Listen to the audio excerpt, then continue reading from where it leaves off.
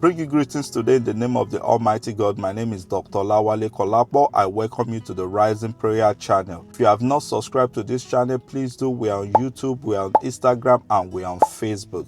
Today we'll be talking about mercy of God. Why is it very important for us to seek the mercy of God? You know, as a Christian, sometimes we go off track. Sometimes we do what we are not supposed to do. But as a Christian, we have to leave our pride behind, and we have to go to the secret place of the Almighty God, seek for forgiveness and ask for His mercy, because His mercy endureth forever. But that does not mean we should take advantage. That does not mean we should not seek mercy from God. As a Christian, sometimes, the pride that, oh, I'm a Christian, Jesus Christ already died on the cross of Calvary. Jesus Christ died for my sin. And because of that, we don't recognize that even if we go astray, we go off track, we still have to go back to Him, ask for mercy, ask for grace for Him. It's very, very important. Let us go to the book of Psalm chapter 51, verse 10 to 12. It said, "Create in me a clean heart, O God, and renew the right spirit in me. Cast me not away from your presence, O God. Take not thy Holy Spirit from me.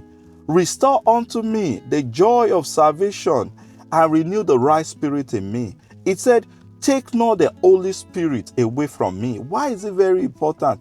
Like I told you last time, I said when Jesus Christ was leaving this world, He said, I'm going to send you a comforter, and which is the Holy Spirit. And the Holy Spirit is the Spirit of God. When the Holy Spirit leaves us as a Christian, we are empty. As when Holy Spirit leaves us as a Christian, we have nothing. We are just empty barrel. But that is why we always need to recognize that we need to go back to God. We need to seek for forgiveness. We need to have mercy. We can't just say that because God is a merciful God and we can do whatever we want. As a Christian, we can do whatever we want. As a Christian, if you don't want the enemy to overpower you, if you don't want the enemy to destroy you before your time, you have to recognize that when you go astray, you have to ask for forgiveness of sin. You have to tell God that you are not going to do it again. You have to promise, and you have to stay away from that particular sin and seek for His mercy.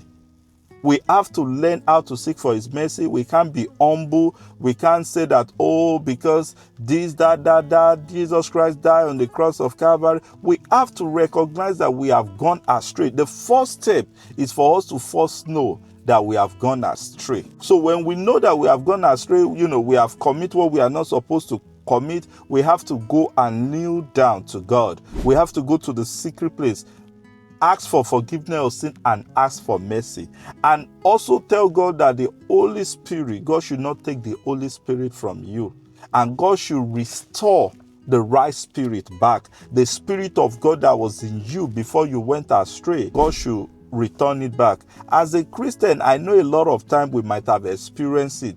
When we go astray, you can feel it. If you really have the Holy Spirit, you can feel that spirit is no more there like the way it is. That spirit is not like talking to you. You are not hearing again from God. You feel like you are far away from God. And that is why we have to be very, very careful. And that is why the Holy Spirit, we have to pray all the time, seek for mercy, that the Holy Spirit don't leave us. This morning we are going to pray. We are going to tell God about that situation. I don't know the sin, I don't know what you have committed, but you are going to tell God that God should have mercy on you. You are going to go in your secret place, cry unto God.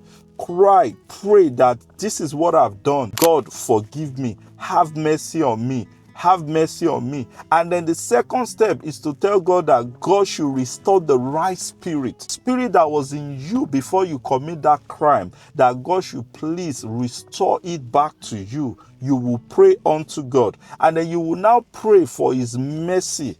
Let His mercy cry for you. Let its mercies be with you. Because when the mercy of God is with you, that means God is with you.